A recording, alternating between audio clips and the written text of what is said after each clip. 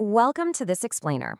Today, we're jumping right into episode 1.2, Structured Literacy versus Guessing, where we unpack the science of reading. We're tackling the global literacy crisis head-on, digging into the research, and breaking down exactly why standard reading methods are failing international learners. We're really going to focus on this critical debate of structured literacy versus guessing and find out what the science actually means for our classrooms.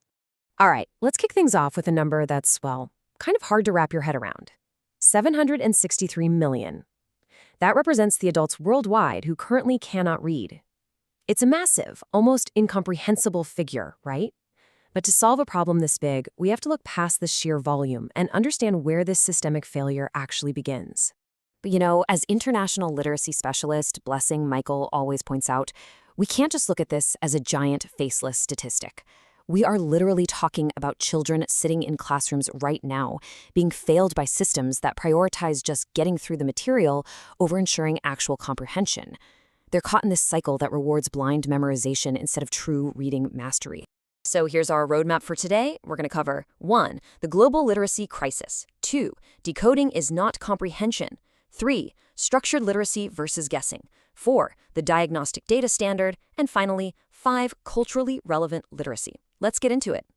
Starting off with Section 1, the global literacy crisis, a systemic mismatch. Okay, look at this systemic mismatch. In sub-Saharan Africa alone, over 80% of kids hit grade 4 and literally can't read a simple sentence. Why? Well, schools are frequently adopting reading programs designed for Western English-first environments. They're importing these tools wholesale into highly diverse classrooms, where kids are speaking Yoruba, Hausa, Tagalog, or Swahili at home. It's like trying to use a map of London to navigate Tokyo. We're handing these learners mismatched tools and then wondering why the outcomes are so poor. Moving right along to Section 2, Decoding is not comprehension, the illusion of reading.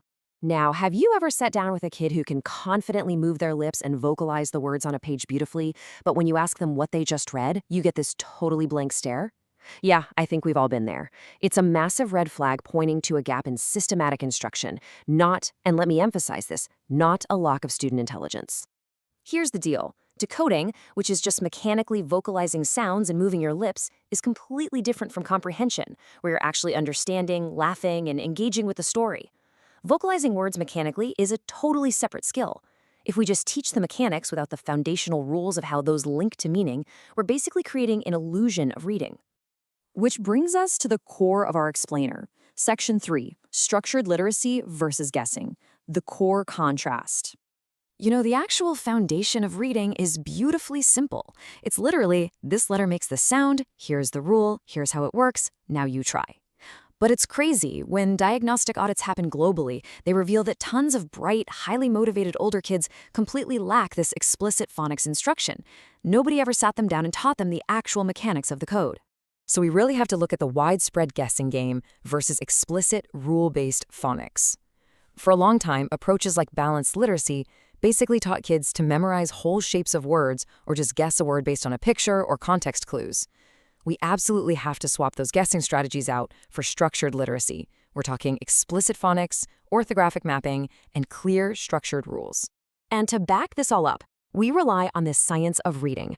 Now, this isn't some passing educational fad. It's a massive, evidence-based body of research that maps out exactly how the human brain learns to read. It proves, without a shadow of a doubt, that skilled reading is built through explicit, systematic instruction. Guessing? Well, guessing just doesn't work. All right, on to Section 4, the diagnostic data standard, knowing, not hoping. This is where we shift from theory into the absolute necessity of data-driven classrooms. I really want you to internalize this mantra straight from our source material. Guessing is not a reading strategy, and teaching without data is not teaching, it is hoping. This is an absolute non-negotiable. You literally can't fix what you haven't accurately measured. We've got to stop assuming what our kids know and start knowing exactly where they're at. So how do we do that? It breaks down into a super actionable 3-step sequence. First, a baseline assessment. You do a quick diagnostic audit to find the exact reading gaps, and no, you don't need expensive tools for this.